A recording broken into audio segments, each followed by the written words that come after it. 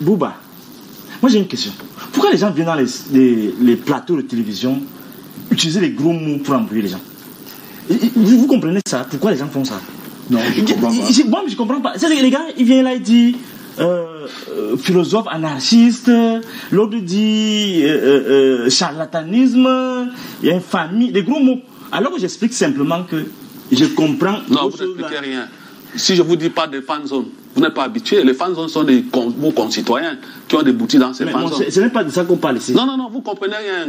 Il ne faut pas venir jouer je ne sais pas, au leader, je ne sais pas quoi. Occupez-vous de vos livres. Vous ne comprenez rien du football. Ok, d'accord. Essayez d'aller au moins dans les stades. Ok, d'accord. Essayez d'aller voir ce que vos compatriotes font dans les fan zones. Quand vous avez fini de manger, vous venez raconter. Manger quoi? Tu appelles quoi sur le football? Vous mangez quoi? Chez moi. Ça veut dire que vous avez un livre. Vous dites que vous ne partez pas au stade. Vous faites du charlatanisme. Allez au stade voir. Vous savez ce qu'il y a les fan zones. Alors, vous dites qu'il n'y a pas de politique sportive. Vous savez quoi politique sportive? Vous savez ce qu'est une politique sportive? Le cinéma, vous faites la salle, faire au football. Vous savez ce qu'est une politique sportive? L'industrie du sport. Arrêtez ça. L'industrie, monsieur. Arrête ça. Il faut étudier d'abord ça. Arrête ça. Vous racontez quoi? Vous avez plein dans les poches. Voilà votre problème. Après, vous irez maintenant m'appeler pour que je négocie avec vous, comme vous l'avez fait avec le professeur. Vraiment, on ne parle pas de ça. Je vais parler de ça. Respectez-vous. Pourquoi me respecter? Est-ce que vous savez que vous avez entraîné un professeur?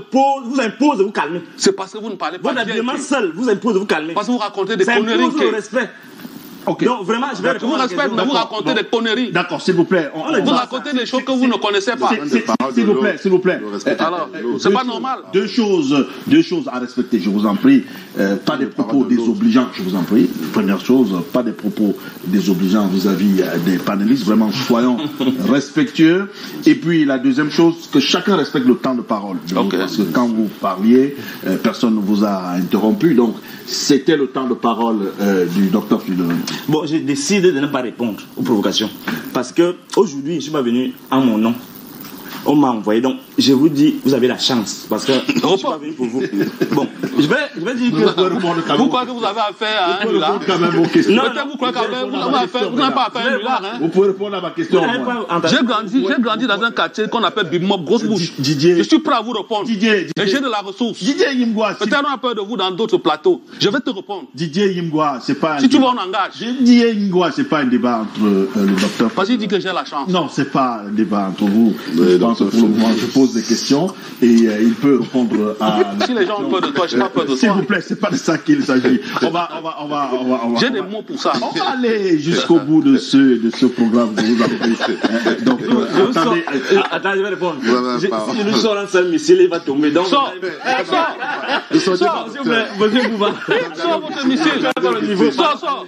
Alors, Bouba, tu as fait quoi niveau? Ce niveau d'eau? S'il vous plaît. Vous ne pouvez pas taper entre talibans à cause du missile. Mais chers téléspectateurs, je crois qu'on a, on va dire que le gouvernement, il manque vraiment de vision. C'est ça le problème. Et c'est ce qui fait que même lorsqu'il s'efforce de faire des efforts, j'ai une tautologie pour dire que vraiment c'est trop fort pour eux. On comprend qu'ils s'efforcent là à faire ce qu'il y a lieu de faire. Mais le problème c'est que c'est comme un pilotage à vue. On doit penser le système même au cœur. Quand le docteur Etoile parlait là, que même au niveau de la cohésion, de la capacité que avec les vertus du sport, au niveau pédagogique, au niveau à tous les niveaux, même au niveau ludique et ainsi de suite. Ce n'est pas de ça dont je parlais. Je parlais au niveau du fait que cette belle chose qui nous est imposée par un monde global. Parce que ce n'est pas nous c'est-à-dire qu'on subit parfois ces comptes de coups. Quand on admire Messi, quand on admire Ronaldo, c'est un monde qui vient vers nous, la globalisation, qui nous impose de réformer et de nous adapter. Et pour s'adapter, ce n'est pas au pif. Ce n'est pas que les gens se réunissent là pour voler l'argent, comme c'est toujours ça. Leur problème, c'est voler, manger, voler. Donc ils ne pensent même pas au fait que le sport, c'est quelque chose de plus grand qu'eux-mêmes. Qu'ils sont des acteurs de quelque chose qui pourrait être bénéfique pour tout le pays. Donc ils n'en profitent que...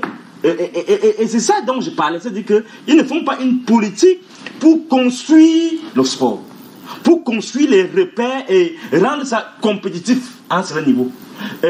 On l'a fait, vous allez me dire qu'ils ont construit ça. Oui, c'est bien beau.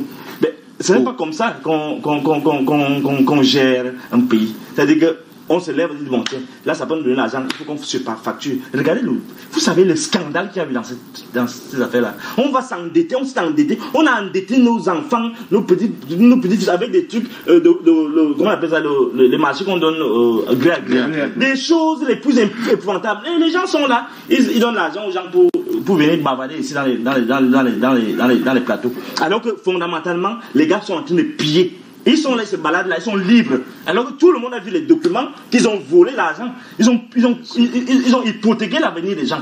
On ne doit pas parler, parce que si tu parles, on va dire que tu es MRC. Si tu parles, on va dire que tu es contre Paul-Biya. Quand tu parles, tu vas dire ceci, cela. On ne peut pas. On vient maintenant menacer les gens. On ne peut pas. On peut pas finir sur cette note. Non, on ne finit pas sur cette note. Non, c'est important. Je vais vous donner la parole, rassurez-vous, en dernier. Vous donne la parole en dernier, mais je voulais